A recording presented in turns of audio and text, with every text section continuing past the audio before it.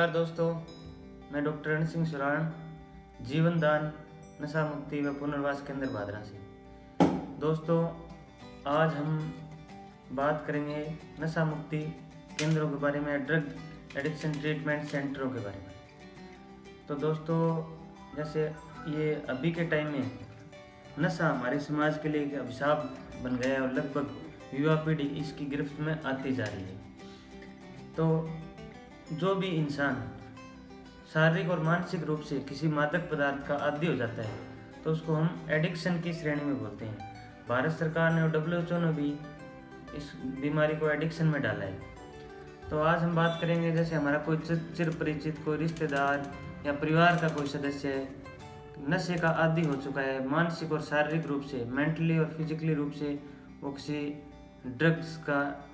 आदी हो चुका है, तो हम उसको इलाज के माध्यम से हम ठीक कर सकते हैं। उसके लिए लॉन्ग टर्म रेजिडेंशियल ट्रीटमेंट चलता है जो नशा मुक्ति केंद्रों में दिया जा रहा है।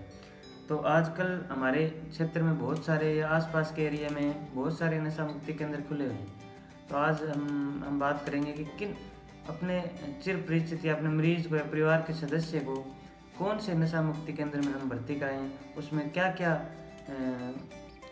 उसका क्राइटेरिया है, क्या उसके प्रोटोकॉल होने चाहिए, तो उसके बारे में हम बात करें। तो सर्वप्रथम दोस्तों, हमें देखना चाहिए कि जो भी हम नशा मुक्ति केंद्र में, जिस नशा मुक्ति केंद्र में हम इलाज के लिए अपने चिर परिचित या जो नशे का आदी हो चुका है उसका इलाज कराना चाह रहे थे, सर्वप्रथम उस संस्थान में मनोचिकित्सक एसोसिएटेड है कि नहीं, मनोचिकित्सक साइकेट्रिक डॉक्टर एसोसिएटेड है कि नहीं। क्योंकि एकदम से जैसे हम नशा बंद करते हैं या कोई मरीज एकदम से नशा बंद करता है तो वो एक पेनफुल प्रक्रिया होती है। उसके लिए उसमें पेशेंट के विड्रॉल आते हैं, जिसको हम देसी भाषा में अपने तोड़ भी कह देते हैं। तो वो एक पेनफुल प्रक्रिया होती है दोस्तों, और उसके लिए मेडिकल मैनेजमेंट की बहुत ज़रूरी आवश्यकता होती है। कई बार उसमें पेशेंट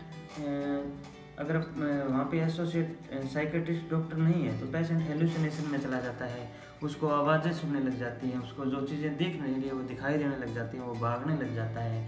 वो बहुत ज़्यादा परेशान हो जाता है। और कई केसों में तो ऐसा होता है दोस्तों कि वो डिलेरियम ट्रीमेंस में चला जाता है, जिससे कार्डियक अरेस्ट होने से मरीज की मौत तक हो जाती है। इसलिए सर्वप्रथम अपने को किसी भी नशा मुक्ति केंद्र में हम भर्ती कराते हैं तो उसमें साइकेट्रिस्ट एसोसिएटेड है कि नहीं, वो बहुत ज़रूरी होता है। दूसरी चीज़ दोस्तों कि जिस संस्थान में अपना जिस मरीज़ को हम भर्ती कराते हैं उसमें एक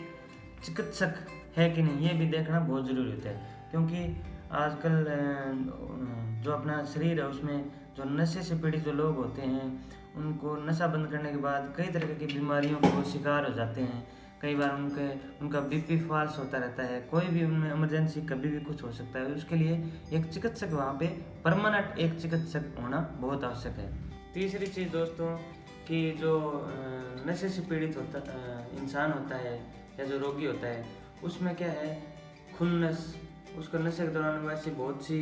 काम करता है जिससे उसको खुन्नस हो जाती है, पश्चाताप हो जाता है, कई लोगों से उसका झगड़ा हो जाता है, उसका सामाजिक ताना बाना टूट जाता है एकदम, तो वो गिल्ट में चला जाता है। तो उसके लिए जो भी हम नशा मुक्ति केंद्र में भर्ती कराते हैं वहाँ पे एक साइकोलॉजिस्ट, मनोवैज्ञानिक की बहुत ज़रूरी आवश्यकता होती है, ताकि साइकोलॉजिस्ट अपने काउंसलिंग के माध्यम से जो उसने नशे के दौरान जो गलतियाँ की है, जिन लोगों से उसकी दुश्मनी हुई है, जिन बातों से उसको पश्चाताप हुआ है, जिन बातों से उसे खुन्नस हुई है, उसकी प्रॉपर काउंसलिंग के लिए साइकोलॉजिस्ट होना बहुत ही ज़रूरी होता है। एक चीज़ और दोस्तों, जिस नशा मुक्ति केंद्र में हम अपने मरीज को भर्ती कराते हैं तो हमें ये भी देखना जरूरी है कि जो नशा मुक्ति केंद्र का जो अंदर का प्रोग्राम है वो 12 स्टेप रिकवरी प्रोग्राम होता है। तो हमें ये देखना बहुत ज़रूरी है कि जो नशा मुक्ति केंद्र है वो 12 स्टेप रिकवरी प्रोग्राम को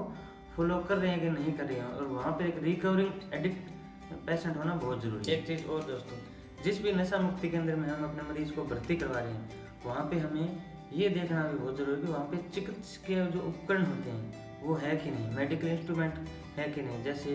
कई बार जो जिनके नशा बंद करने के वो विड्रॉल में चले जाते हैं, कई बार पेशेंट जो हेलुसिनेशन में चला जाता है ना, जिसको एकदम से नशा बंद करते हैं, तो उसमें अपने को कई बार ऑक्सीजन की बड़ी आवश्यकता होती है, तो वहाँ पे ऑक्सीजन सिलेंडर है कि नहीं। इसके अलावा कई अन्य उपकरण जैसे नेबुलाइजर मशीन है कि नहीं,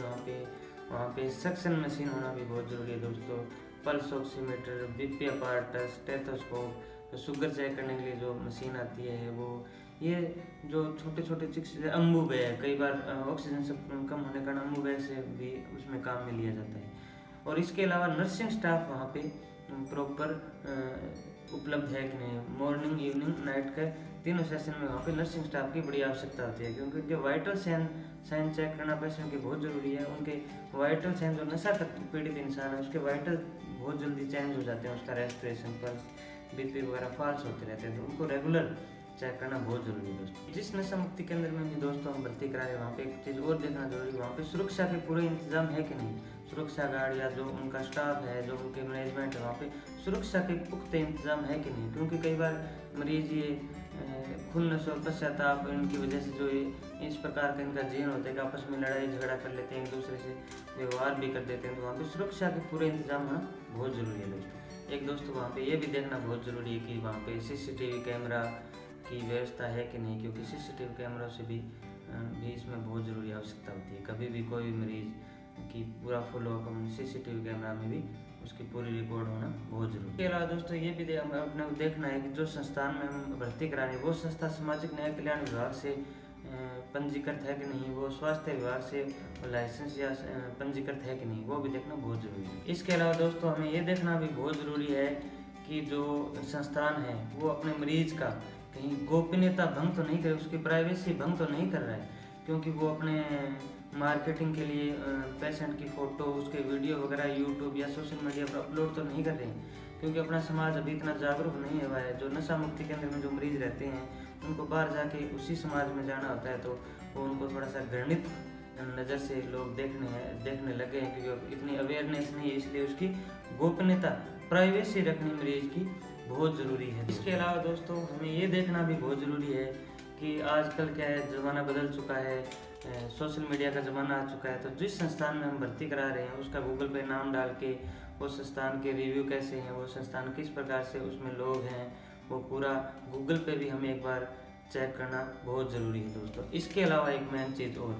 कि जो संस्थान के जो डायरेक्टर हैं या संस्थान जो लोग चला रहे हैं उनका व्यवहार कैसा है समाज में, वो कैसे इंसान हैं, उनकी छवि कैसी है, वो देखना बहुत ज़रूरी है दोस्तों। क्योंकि अपना जो मरीज़ है वो उन्हीं के सानिध्य में ये मैंने पहले ही बताया कि लॉन्ग टर्म रेजिडेंशियल इसमें ट्रीटमेंट होता है, यानी काफ़ी लंबे समय तक हमें उसी केंद्र में रहना होता है। तो वहाँ पे जो संस्थान के डायरेक्टर हैं या जो संस्थान चला रहे हैं वो लोग कैसे हैं, उनका आसपास के समाज में उनकी छवि कैसी है, क्योंकि अपना मरीज़ या अपना जो भी चिर परिचित है वो उन्हीं के सानिध्य में रहेगा, तो उनको उनकी छवि देखना भी, वो कैसे लोग हैं समाज में, उनका व्यवहार कैसा है, आसपास के एरिया में उनको लोग किस नज़र से देखते हैं, वो भी बहुत ज़रूरी है दोस्तों। ये सब बातें थी जिसका हम अपने किसी भी मरीज़ को नशा मुक्ति केंद्र में भर्ती कराने से पहले हमें इन बेसिक चीज़ों के बारे में, उस सेंटर के बारे में हमें ज़रूर पता करना चाहिए। आजकल क्या है, हमारे एरिया में ये सिस्टम है कि लोग ये दीवार पर अपने विज्ञापन लिखे रहते हैं, नशा मुक्ति केंद्र ये, मोबाइल नंबर ये, तो इस प्रकार से हमें उन पे फ़ोन ना करके सीधा अपने मरीज को वहाँ नहीं छोड़ना है। एक बार उस सेंटर की हमें विजिट करके ये देखना ज़रूरी है कि जो मैंने चीज़ें बताई हैं वो वहाँ पे बेसिक जो ये चीज़ें होती हैं, ये वो सेंटर सेवाएं दे रहा है कि नहीं दे रहा है। ओके दोस्तों, धन्यवाद।